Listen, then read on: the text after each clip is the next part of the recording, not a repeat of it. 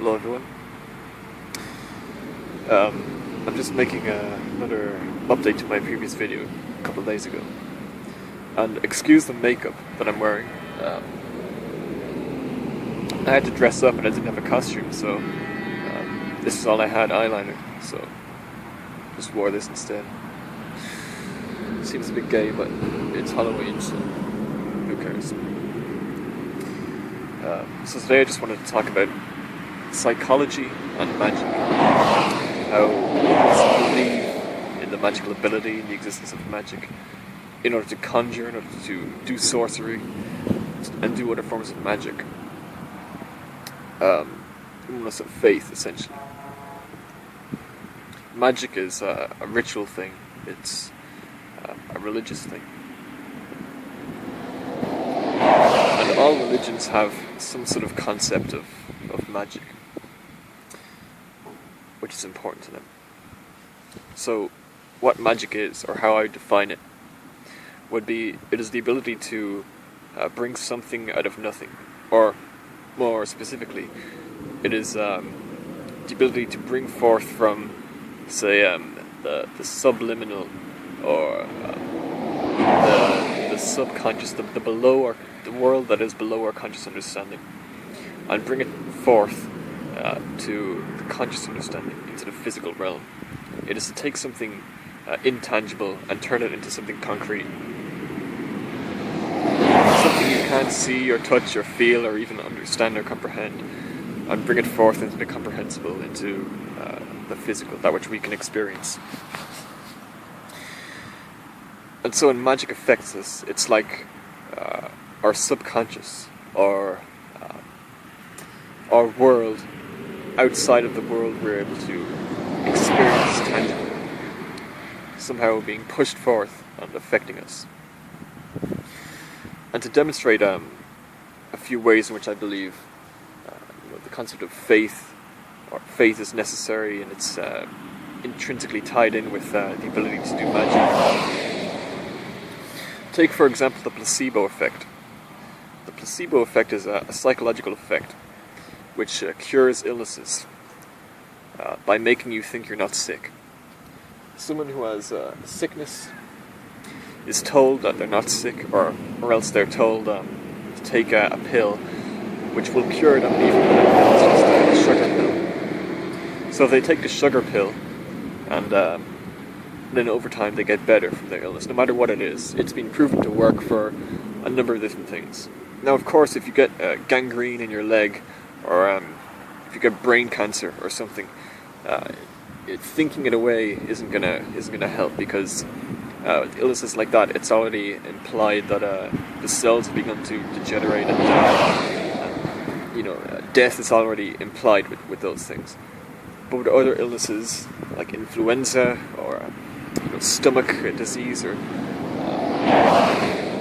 things like that, mental illness as well, the placebo effect works. The subject has faith in their health, that they will overcome the sickness. They think themselves into health by simply rejecting and ignoring the sickness. For example, lots of people today can eat foods which make them get food poisoning. Personally, I've never got food poisoning. Sometimes I can feel a slight tingle, like it's coming on, because I know I've eaten bad food. Like, often when you eat shellfish when they're out of season, it's obviously going to be bad, because they come from farms where they're not meant to be consumed at that time of year, but they do it artificially, and of course it's going to be improper. But at times I can simply just have so much confidence and think so well about my health, be so sure in it, that I can't get sick from those things. That's just one example. But say if we were to take how magic was so common in the past, how every society documented it, and people believed in it, science believed in it too, religion. But now it's so rare, religion doesn't believe in it, science doesn't believe in it, people don't believe in it. And it's almost impossible. They say, if magic were real, just do a miracle now, do some magic now, and I'll believe you. But personally, I think it's sort of one concept actually came before the other.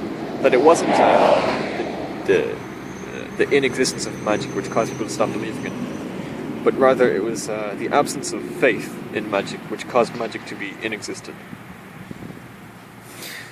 It is true that as we moved into the modern world, God died, and with God, or before God even died, all of the superstitious baggage attached to God, that was first to go.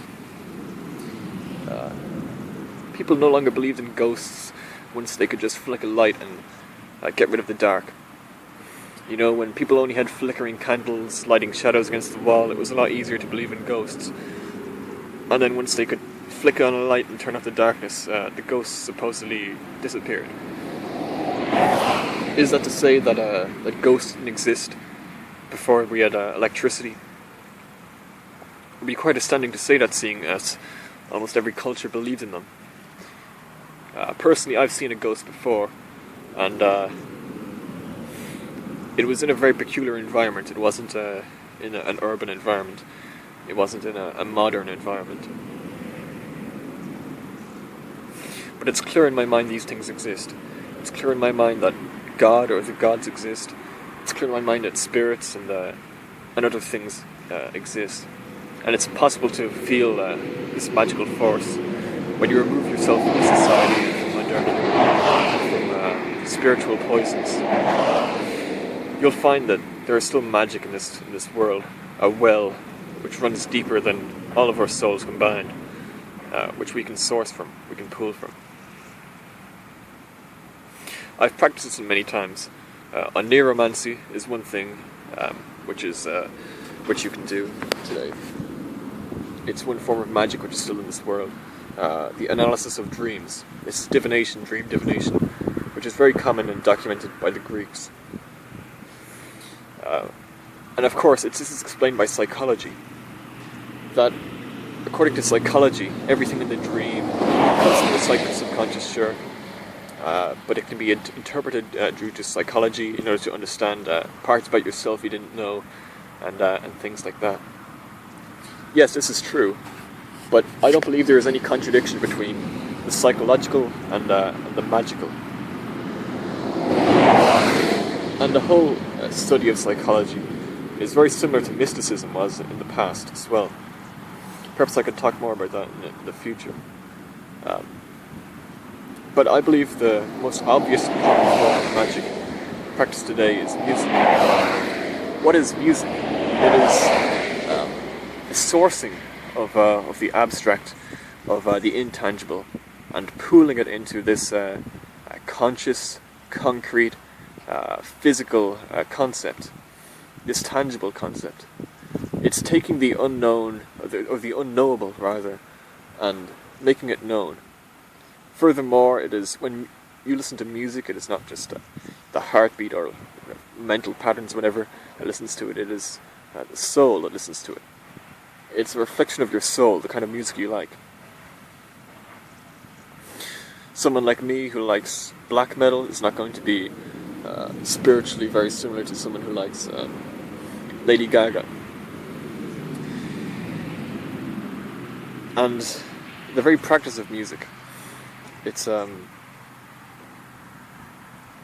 felt with your soul when you compose music.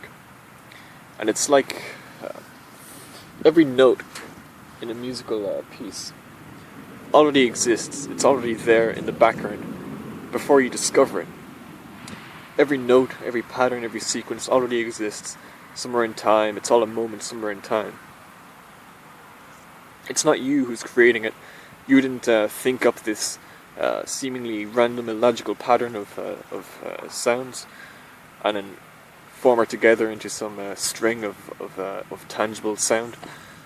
But rather, it was through your searching in some sort of dark abyss, some searching in the beyond, in the subconscious.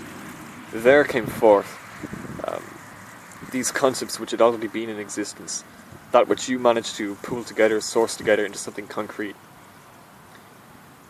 And there, the subconscious, the subliminal, affecting the consciousness, that is the most clear-cut form of magic today. And it's the one form of magic that people today still have faith in. Which is why it's the one form of magic that still exists, really. Of course, it's possible to do other forms of magic, I do believe. But perhaps it's to do with community or societal absence of faith, that greater forms of magic are no longer possible. A person like a druid would not be possible today, due to the absence of the community surrounding the druid, making him powerful, propping him up. I think that's clear. But magic does exist, and there is no contradiction between magic and psychology. And that's the main point I wanted to make today. I'll elaborate on it more, and I'll make another video later this evening if I can. Karamaka.